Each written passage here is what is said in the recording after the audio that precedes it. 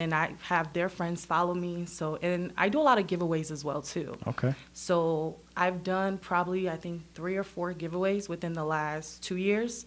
So because of that, when I'm doing giveaways, people are sharing it and people are entering. So people sometimes will message me like, even if I don't win, I'm still going to book you because I love your work. You see, I'm Southside reppin', Bigfoot steppin', Zone 3 section is God flow perfection. Hating on the church like I ain't blessed they section. If we ain't talking money, I got a wig connection, that's on the hood. She said get a bag, so I get it, got it good. Don't complain about my problems, I just put it in a wood. Seen a genie the other day, she said make it good. So I wish for good health, then I wish to look, it's chief, not lieutenant. Are you ready? Yeah. Okay, here we go. All right, another episode of Live on Lake Street. We got Linda Yes. of Looks by Linda Yes. in the building. Welcome. Thank you. Welcome to Live on Lake Street. I'm happy to have you here. Thank you for having me. So another one of these episodes where I get to learn with everybody else. My favorite. So let's talk a little bit about your path, your journey into what you do now, which is primarily wig work. Yep. But that's not where it started for you. No. So tell me where it started. Started out of boredom for one. Okay. So when I was a senior in high school, I used to watch a lot of YouTube and just because I wasn't really allowed to go out. So I just used to be in the house just watching TV. Strict household? Very strict household. I'm Okay. Liberian, so Okay. my parents are very, yeah. Got it. But yeah, so I used to watch a lot of YouTube videos, and then I would practice on my friends doing their makeup because I thought that was exciting. And by the time I graduated, it's crazy because I ran into one of my old friends from middle school who was into hair at the time, and I was really into makeup. And so we started talking, and then I used to watch her do hair all the time and just like picking up on details. And then I kind of got into it because I just wanted to do my own hair. But, you know, when people see your hair and they're like, oh, who did your hair? And then I'm like, oh, I did. And they're like, oh, do you think you do my hair? And for the longest, I would be posting, I'm like, I'm not a hairstylist. Please do not message me about hair. Like, I only do makeup. But y'all can go to my friend who does hair. And from there on, like, they would keep asking. So I just kind of started doing a couple people. And then here we are. So essentially your career path changed by force. Yeah, kind of. It's like they trapped me. So once you made that decision to start kind of caving into the hair thing, did you find that was more satisfying than makeup? No, I feel like makeup is always going to be my first love. Like, I still have a passion. Like, I still do it, but I do it mostly for, like, weddings now. But I found that hair was more, at the time, much more, I don't know, rewarding in a sense. Okay. And also, like, business-wise, I feel like hair definitely is going to bring in way more money than more makeup. lucrative, for sure. And people are always going to want to get their hair done. Yeah. As trends are changing, people are learning how to do their own makeup. Some people just probably prefer to just do their own anyways.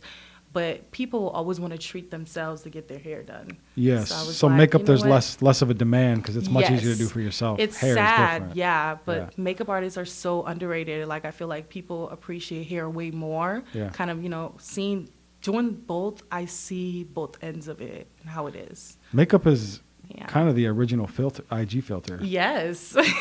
Not even kind of, it is. It is. It's a real life filter. Yeah. That's Yep. interesting. So is that how you view it? I wouldn't really say that. It kind of is, but I think makeup to me is playful, is fun, is exciting. And I feel like I just get to bring out what's already there, just enhancing the features that you already have. Okay. And just, I don't know, I kind of say like I get to play on people's faces, Yeah. which is exciting. For sure. It's an Yeah. art. It's an art form. Yeah, it's art, for sure. It definitely is. Yep. So okay. So what is the process when somebody hits you for your services? Do people come with like an idea of what they want, or are they like, do something, do your magic, and you kind of just get to have freedom? It depends on the client. Okay. So I have some clients who have been coming to me for probably 2-3 years who I know like They like a straight middle part, nothing extra, simple. Like, it's like that, like, you know your clients. And then when it's a new client, I make sure I tell them, like, please tell me every single, like, if you want your side part on this side, or if you want it, like, I'll tell them, please break it down for me and tell me what it is that you want. And then I have certain clients who are like, girl, just do whatever you choose. I know it's going to come out good anyways. Like, so it really just depends on the person and sometimes the mood that they're in. For sure. That makes sense.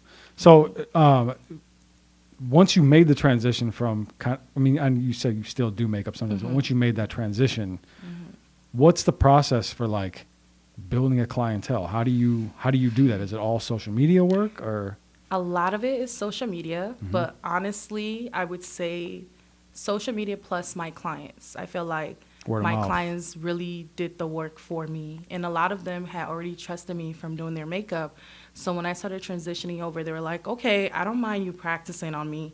And as they go, word by the mouth, they're telling their friends and their family, and they're like, hey, totally go to her. I've been going to her for some time, So kind of like how it built up. And yeah, and a lot of social media, a lot of them tag me, and then I have their friends follow me. So, and I do a lot of giveaways as well too. Okay. So I've done probably, I think, 3 or 4 giveaways within the last 2 years. So because of that, when I'm doing giveaways, people are sharing it and people are entering. So people sometimes will message me like, even if I don't win, I'm still going to book you because I love your work. And I kind of think that's kind of how my clientele expanded. That's just smart marketing. Yeah. So do you work out of a shop, or do you work out of home, or how do you do it? I work at home, so I transform my mom's basement into like a salon. Okay. Yeah, which is, for now, that's where I want to be. It's okay until I move up. Does that make it so you have to be kind of choosy with your clientele, or not really? Because you're inviting people into your home, it seems. Yeah, I think I'm a little too trusting. Yeah, and I feel like I don't have problems with anybody. Nobody have problems with me, so I have no reason to be scared. Yeah. I've never had a problem in the last couple of years, so. Good. Yeah. So, but I guess the reason I asked that is because you said you were kind of sheltered, protective parents. Yeah. No, my mom had to grow. Yeah. She had to grow into it. Like when she realized like this was really my passion and I loved what I did, because I used to live in St. Cloud and I used to take clients in my apartment. And so she was just like, you know what? Why don't you come back to the cities? Because St. Cloud, you're losing a lot of clients. So we can renovate the basement, and then you can be here until you figure out what it is that you want to do or where you want to get a shop. Okay. So, yeah. Do you know now kind of what your game plan is? Do you know what you want to do with this? A little bit, but I can't share too much because my plan involves my friend who does hair as well. So it's both of us trying to put our ideas together and do something as one. Okay. But the idea is an establishment, some type of establishment where you can have a salon, people can come in and have people work for me. Yes, that's always the plan. Are you someone that has like aspirations of just becoming the boss and maybe not being as hands-on, but owning? No, I love being hands-on. I love interacting with my clients. Yeah. I feel like even though like I get anxious at first, but my clients, they always like, I try to make them feel as comfortable as possible. Then they end up making me feel even more comfortable. So I feel like I will always want to be somehow involved hands-on, but who wouldn't want to dream of, having other people do the work and you're literally making money in your sleep? Like, yes. I would be lying if I said I didn't, but I wouldn't want to stop being hands-on. For sure. Either. But maybe more choosy. Yes. I feel like that's always in the fashion business, like the makeup business, the beauty industry. That's always it's like, yes, I want to be the boss, but I'll fly out to LA to do do something for the Oscars or for yeah. Is that something you have to have aspirations for that? For sure. So actually, that's a good question. So, do you like when let's say you're watching, for instance, just because the Oscars were last night and all the craziness that happened there? Do you watch like events like that on TV and think like there's a face or a head that I want to work on? Like, do you have people that you really want to work with eventually? Yes. Who are some? For sure. Who are some people that like celebrities that you really would like to get your hands on? everybody in my life knows that if I do not get to touch Nicki Minaj, like, I'm gonna faint. Nicki's the one? Yes, I've been obsessed with her my entire life. I feel like she is just, she's everything to me, and I feel like that's gonna be like it for me. Yeah. Like, if I was to get to touch Nicki's head or even her makeup, like, that would be it for me. So I shouldn't say anything bad about Nicki Minaj right now? No, I'm just playing. no. I have nothing bad to say about Nicki. I love Nicki. Yeah, I love Nicki very, very much. Are you also a fan of her music? Yes. Yeah. Yes, I think I'm a she's fan the of her GOAT. music. As far as women That's for sure. in hip hop, I don't think I there's... don't know what you mean by women. She's the GOAT in every category. What I'm saying is, especially in the category of women rappers, I don't think there has ever been a woman in hip hop that's better than her. And there never will be. I mean, See? I don't know. There might be, there could, you never know. To me, there will never be. So Nicki to you is like Tupac to me. Yeah, It'll she's never, everything. It will never happen. Doesn't matter. You could be a better everything than him, and it still won't happen. But you just couldn't be better than her. Yeah, got Yeah. you. So Nicki, so is she like an inspiration also? Yes, she's an inspiration. I feel like I love hardworking women, women who come from nothing and make themselves out of something. Yeah. I really love that, and I feel like any and everybody should dream, to make it that big. Yeah. So yeah. Are there like people in your field that you know, like for instance, Nicki's stylist or makeup artist? Like, do you know of like the people that are in the places that you want to be eventually? Yeah, I do follow Nicki's current stylist. Who are the goats in that field? Like who? Right now, Tay is the one in the wig world. Tay is number one in the wig world right now. Okay. Everybody knows Tay. Everybody loves Tay. Tay's amazing. Okay. Makeup wise, I feel like because I'm so focused on hair, I don't really pay attention to a lot of the makeup world. Yeah. But yeah, the hair world for sure following. Okay. So how do you get in? It's like what I don't know shit about like the wig world and just hair. I don't know anything about that. Like, how are they separated? Like, what makes your specialty wigs rather than just a person's regular hair? Like, what is that? Okay. So I feel like anybody can learn to do any and everything. But for me personally, I really like focusing on one thing at a time because I feel like I give my customers really great service and I give them exactly what they want. I'm able to like focus all of my attention on that one thing. Okay. Instead of me trying to spread myself really thin. And then it's like, for example, like I don't color hair for clients. Like I color my own wigs, but like I don't color hair as well because I feel like that's very time consuming and I'm just going to be exhausting myself instead of me focusing on just that one thing that I know that I'm good at. Sure. And I can just give my clients like really great service. Everybody, there's somebody for something else. Yeah. That's how I see it. So and if you're good at this, people are going to come to you because you're amazing at what you do. Okay. So is there like pre-appointment preparation involved? Like you have to actually like start working on a wig prior to the customer showing up, right? Yes. So can you tell me about that process a little bit? So usually when people book an appointment, I tell them to drop their wigs off like 2 to 3 days before. Okay. So I got to like bleach the knots, which is basically just like making it look really natural, which takes me maybe 4 hours bleaching, washing it, plucking it, just sort of almost styling it beforehand. So yeah, I need to get all that work done before you come or else like it's just going to take way too much time at the actual appointment. Yeah. Yeah. Do you work with only women or do men come to you too? I've never done a wig on a guy, so only women for now. I feel like dudes that wear wigs are just haphazard about it. Just like, let's just put something on this bald spot. Yeah. Why don't dudes like get a good wig ever? Yeah. No. Would you work with men? I really would. I would be open to that. Because when I start to bald up in here, like I'm calling you. Like, yes. Can you I just want put a little something piece good. of lace? Yeah. I don't want. I'm not just gonna the best slap of the a best. squirrel skin on my head and be like, it's all good. Everything's fine here. Don't look at this. Like I need something that looks real. Yeah. Oh no, for sure. You see, that's why I would be the girl. Yeah. Because I'm I definitely make them doing look that. real. Yeah. That's Yep. the whole point, right? Yeah. Okay. So, The other thing that I'm curious about is, have you ever had, I know the answer is yes to this, but I want a story where you've done wig work for somebody and it didn't go well. A nightmare story. There has to be one. I do have a couple. Okay. I have a couple of nightmares. Sucks to say, but this is why I do not like to work with women over 35. Okay. Okay. Yeah, because I feel like they don't really know like the new trends and the way how things are now, and it's like they want the newer hairstyles but without wanting the newer hairstyles.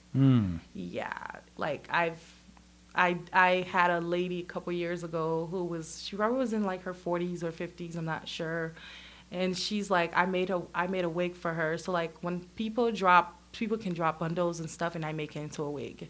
And she's telling me, it's too full. You need to take some out. And I'm like, I can't, like, I don't do that. How many bundles you drop off is what's going in your hair, because that tells me that's, how many you want in there. Yeah. And she's telling me, oh no, like I'm doing the hair, and she's telling me, no, I don't like this. I don't like this. I don't like that. And I'm like, this is kind of how it goes. And I think she wanted like a very like moderate type of like age appropriate hairstyle, but she came to the wrong person in a sense.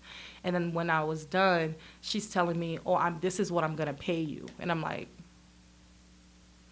that's not what I charge. And she literally handed me what she wanted to pay me, and she left. And it's like, I'm not problematic, so I'm not even gonna like do too much. I just said okay, and I took my L and I let it go. But after that, she was banned. She can never book with me again. Yeah, at least what if she pays you the rest of what she owes you? No, I'm okay. You just don't want to do it? Nope, because like even while I was doing her hair, she kept getting up to go to like the mirror. Oh, I'm not sure if I'm liking this. I'm not sure. It was a lot. It was a lot for me, and I was just like, okay, you gotta go. It's all learning experience. Yep. And I know not everybody's like that, because I have older clients who are super, super nice, but it just gives me such a fear, because I'm just like, be sure you know what it is that you really want. Yeah. Because no.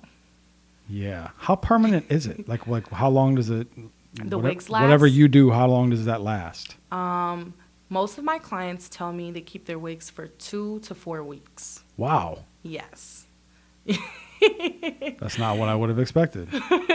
Yeah. I mean, that's pretty good in the wig life, because some people do wigs and they last like 2 to 3 days, but it's like, why am I paying you that much money for my install to not last? Like I need it to last. Like they're paying you good money. Yeah. So yeah. Was this always like, I guess I sort of asked you this earlier, but not this poignant. Was this always your career path, or did you have a career path prior to this? So you were looking at being a lawyer or something like that? Yeah, I had it completely different.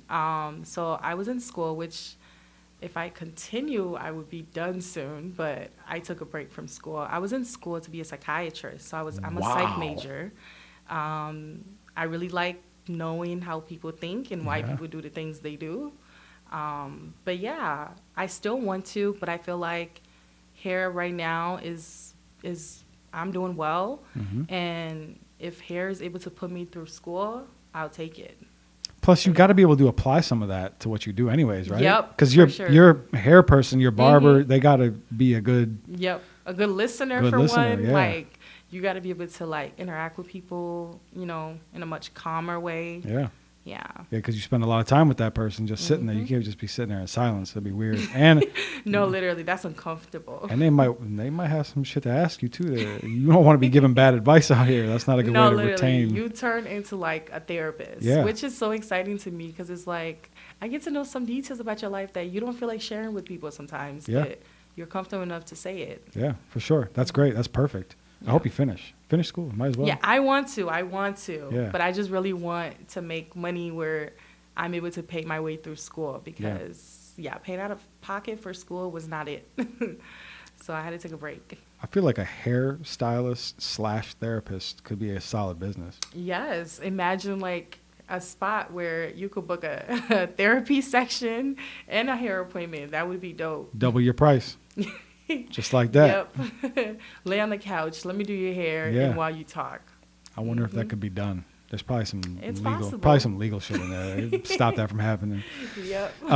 Is there clear cut competition in your field? Like, do you feel competition?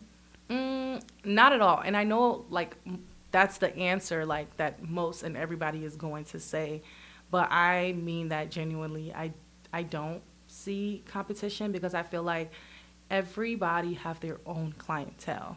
Every single person. Like we could even be the same age within the same group of people. We're going to have different clienteles, and like your clients are going to come to you for an experience. It's not just, like I've always said, like people have to love you to want to support you. So you could be amazing at what you do, but if you were rude or a terrible person, people are not going to support you.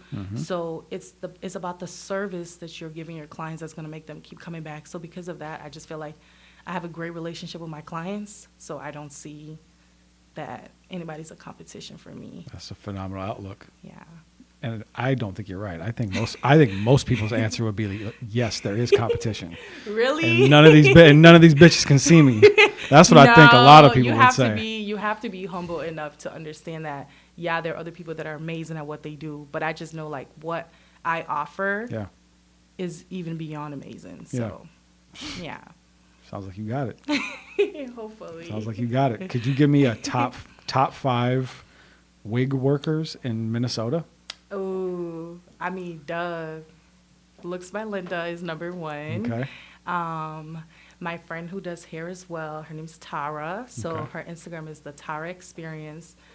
Amazing, phenomenal job. Like she's really, really cool. That's a hard Instagram too. The Tara Experience. The Tara Experience, because you're about to go get the experience. What's her name? Styled by Audrey or Slate. Her name's Audrey. I forgot her hair page. Okay. She's amazing at what she does too. She's really, really good. Another girl is Anne Marie. I think her business brand is Crowned by AA. She's really, really good as well. And then I have a natural. Wait, no, you said Wig World. That's all right. That's just hairstylist. Okay. You could throw. That's fine. The girl I go to get my natural hair done. Her Instagram is the Curl District. She's very, very good. Okay. Like, super, super dope. Great customer service. Like all of them are really great at what they do. Do you do your own hair? Yes, I do. Always? Always. You never go to somebody else? The only other person that's touched my hair is my friend, the Tara Experience. So you went, the only time that you're stepping outside the box is for the Tara Experience. If it's not me, it's her. It's her on my head. Okay. Yeah. All right. Well, what else do we have to look forward to from you? I mean, you kind of told me that you got something under the wraps a little bit. Yes. So we know something's coming. Well, right now, I'm just really trying to prepare myself for prom season because it's going to be a lot. Yeah. And a lot of kids have been telling me their prom dates. And just, I don't know, weddings in the summer because I'm booked for a couple of weddings. So for now, that's all I can say. Booked and busy. Yes. That's great, though. That's fun. I've enjoyed learning about this. I literally knew nothing about your profession going into this, and now I feel like I'm just a little bit, somewhat versed. Little bit. I could give some information. That's good. But yeah, no, this is good. This is fun, and I'm congratulations on your success. Thank you. It's always cool to see success stories, especially ones that didn't necessarily start with. I mean, you were on the brink of like being a therapist, like a full blown therapist, and now here you are, successful in a whole nother field, and you're super young. Yeah. So you got a lot more to go. You got a lot more to come. A lot of learning as well to do. And Nikki, stop playing. Yeah. Stop. Yep. Yeah. Okay. Well, tell them where to find you. You can find me on all social medias at Looks by Linda, Linda with 2 A's. Yeah. Okay. Looks by Linda. Go look her up. And if you got prom coming up and you're watching this, because we do have a younger demographic. Yeah. Hit her up. If you got prom, hit me up. Yeah. And one more time, Nikki, I'm going to be touching either your hair or your face. Does not matter to me. At some point, it's going to happen. It's going to. I appreciate your time. This was fun. Thank you very much. It's been another episode of Live on Lake Street. I'm Jake Faircloth. Follow me everywhere at Jake Faircloth1.